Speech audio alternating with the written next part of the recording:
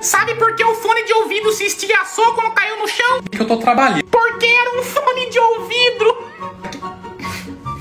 Por que os trabalhadores de uma loja de material de construção entraram em greve? Bica, não tem ninguém em greve. Porque eles não estavam recebendo o piso.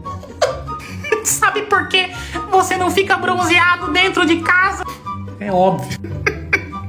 Porque você usa protetor solar.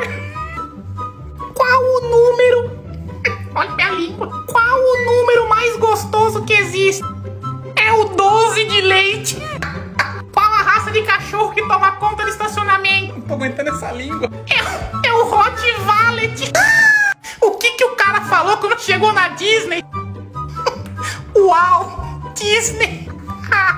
Qual o nome da mulher que come todo dia? Evelyn?